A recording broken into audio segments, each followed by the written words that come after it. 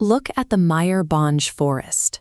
It is a remote, densely wooded region defined by absolute isolation, both geographic and psychological. In the tribal villages bordering these woods, ancient cultural contexts dictate daily life.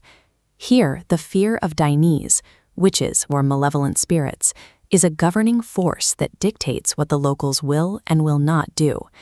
This deeply ingrained belief recently brought an entire commercial logging operation to a standstill. The local laborers refused to enter the woods, terrified of an abandoned, ruined church they believed was haunted by the vengeful spirit of a murdered witch. The panic was triggered when a laborer vanished into the forest overnight. He eventually returned traumatized, claiming a mesmerizingly beautiful woman had lured him into the dark ruins before the shadows warped into a terrifying, hostile environment. In isolated pockets like Mayurbhanj, the psychological infection of a local ghost story is entirely impervious to logic. The sheer weight of collective fear becomes a physical barrier, halting operations and paralyzing economic progress. When Taranath Tantric enters the Mayurbhanj forest, he searches for the signatures of an active haunting, the scent of rot, a lingering chill, or the oppressive weight of a malignant spirit. He finds none of them. To his senses, the woods are spiritually silent. But as he nears the ruins, he detects an anomaly, a phantom scent of Kasturi, or musk, hanging in the air. For a practitioner of the occult, this specific fragrance is never accidental. It is a sensory calling card left by powerful tantric entities known as yoginis. Tracking the musk, Taranath leaves the forest behind. He travels hundreds of kilometers across the state, heading toward the ancient stone-carved temple regions near Bhuvaneshwar. Taranath understands a distinction the villagers do not.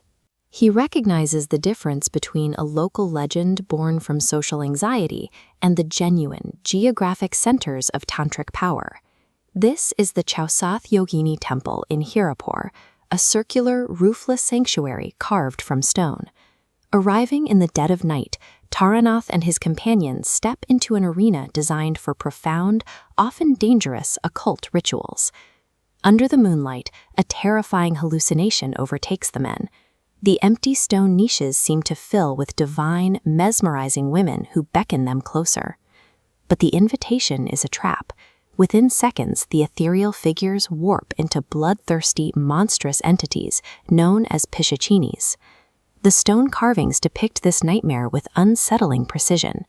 These entities possess the bodies of women, but the heads of feral animals. According to tantric lore, this temple is an intense nexus of kundalini energy.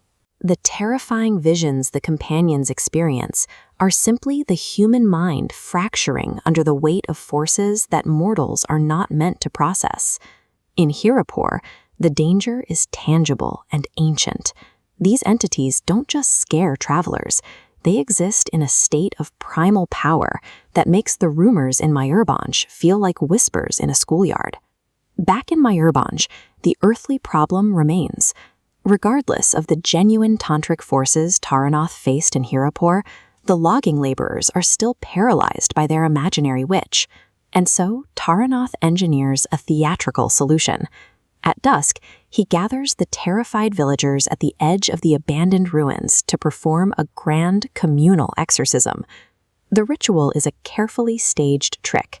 As Taranath chants and throws offerings into the fire, a panicked pig is released from the dark ruins.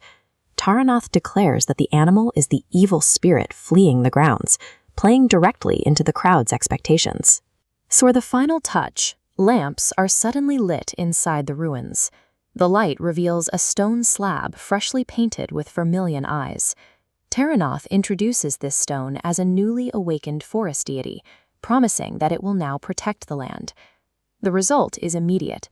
The laborers' collective dread evaporates, and the heavy machinery fires back up the very next morning. This diagram shows the transition from collective panic to social order. By overriding the negative illusion of a ghost with the positive illusion of a divine guardian, the psychological barrier to work is removed. While ancient forces may indeed wait in the tantric shadows, The obstacles that paralyze the modern world are often purely internal, and the most effective way to dismantle a destructive belief is to give people a better one to take its place.